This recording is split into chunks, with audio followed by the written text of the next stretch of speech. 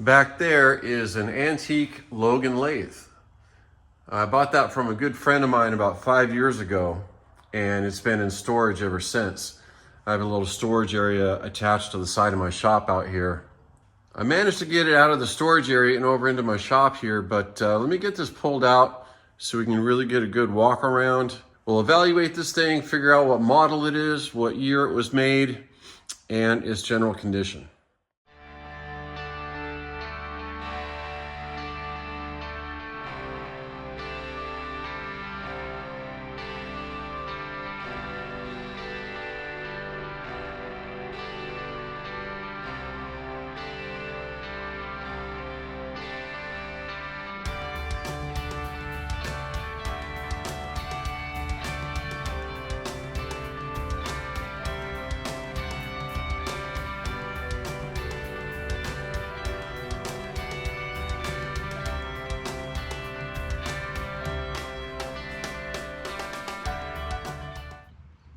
I originally thought this was a 1940s lathe, but I believe that model number puts this more towards the end of the 50s, like maybe 1959.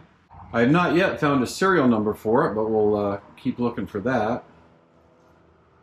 This is a 10-inch lathe. It's currently got a 3-jaw chuck on it. I know a little bit about antique cars and tractors and stuff, but I do not know much about antique lathes, so you guys might have to help me with this one.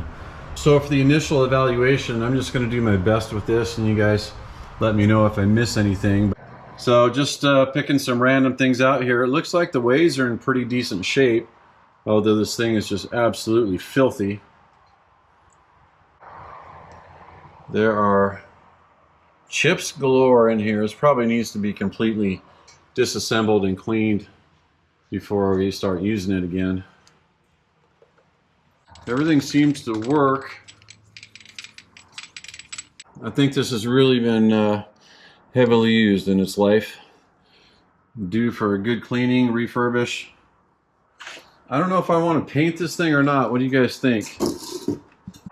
It kind of has a nice patina to it the way it is, but we're a long way from that anyway, so let's keep going with the inspection. Whoa. Looks like the belts are still attached. Gears look to be in pretty good condition. Looks like we got a crack in the hinge mount right there. Not a huge deal because the lid's so heavy anyway. Once it's closed, you know, it's closed.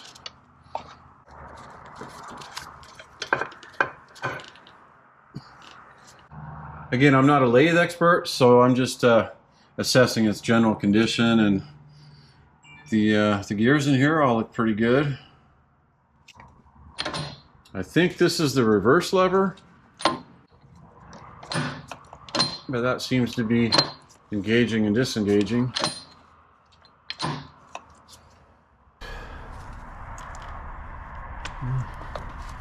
These are still free. I'll just leave them where they are for now. The screw looks okay.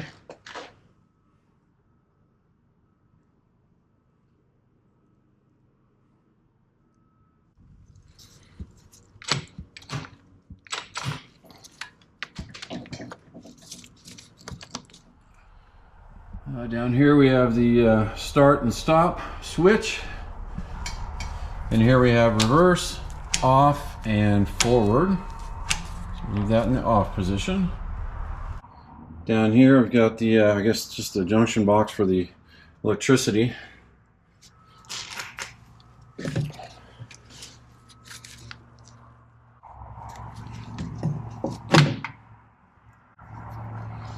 Let's see what's in this cabinet.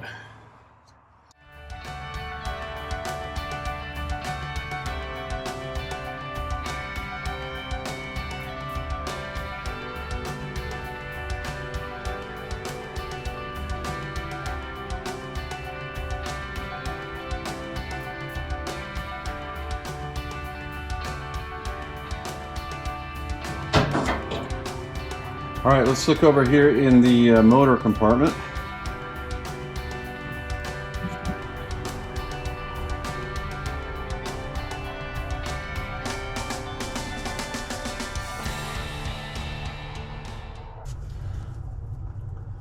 Belt's actually in pretty decent shape. A little bit of surface rust on the pulleys, nothing serious.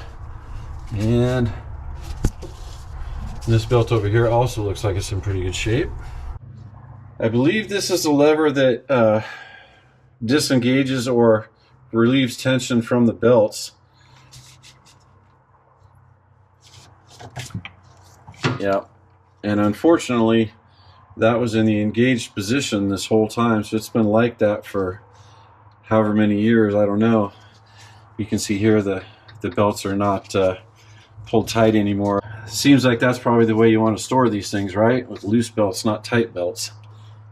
So one of the problems I'm going to have right off the bat is I know for a fact that this motor is a 3-phase 220 motor, which is too bad because I do not have 3-phase out here in my shop.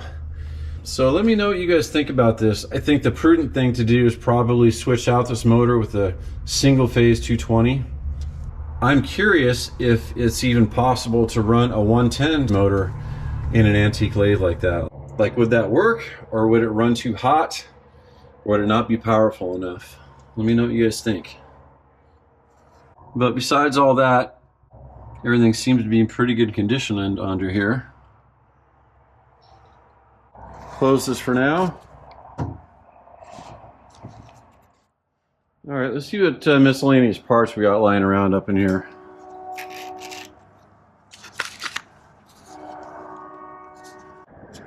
Got some bits in there. That's a handle tool, I think, for the top tool post. I think it goes right here. Yep. More miscellaneous bits. We haven't found the tool to fit in there yet. It must be under there.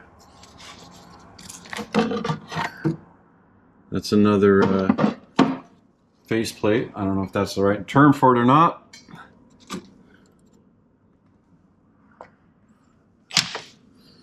Looks like there's 2 more chucks down there. 4 jaw and another 3 jaw. This,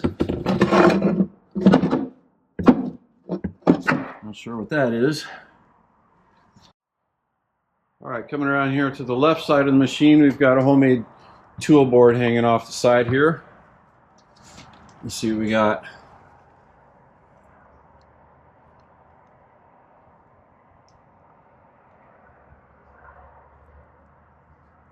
Yeah, I think this machine really got used a lot by somebody in the past. Oh, this must be a tool for a knurling. That's cool. Handle for something. Looks like it's cracked and somebody put JB Weld repair on it, which is interesting.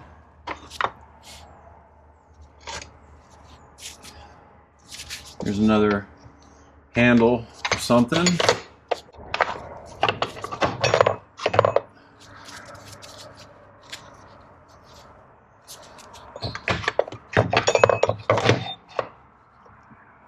And this must be the tool for the chuck.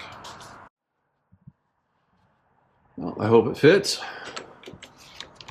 It does.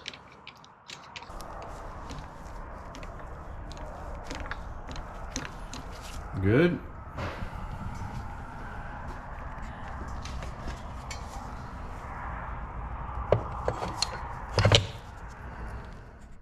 There's not much to see around the back, but there it is. Right now we've got it on furniture dollies just to roll it around until I find a permanent spot for it. I think the serial numbers are supposed to be somewhere on top of the bed, but again, I think this is circa 1959. That's my guess at this point anyway.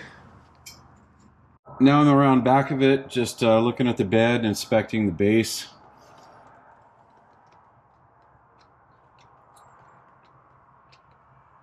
I don't know what that is. Well, I think the smart thing to do before I get too carried away with this is just to clean it. And I think the only way to do that properly is to take everything off. and even this gear assembly, get down there underneath it, get all the chips out, get everything completely clean, and have a baseline, something to start with at least. Because the way it is right now, it's just too dirty to use. So this is going to be a rather long-term project. I'm going to do it just bit by bit as I have time. In the meantime, all you Logan Lathe experts out there, let me know what you think of this particular unit, and also what my options are for the motor. Again, I think I'm probably leaning towards a single-phase 220 motor. Seems like the easiest thing to do. I think I failed to mention this at the beginning, but I do know that this lathe works because we had it hooked up in my buddy's shop, and he was demonstrating it, and everything seems to function properly. Anyway, thanks everybody for tuning in. Happy 2023. I hope everybody has a healthy, safe, and happy new year. I know I wish that for my own family, and I wish that for you too.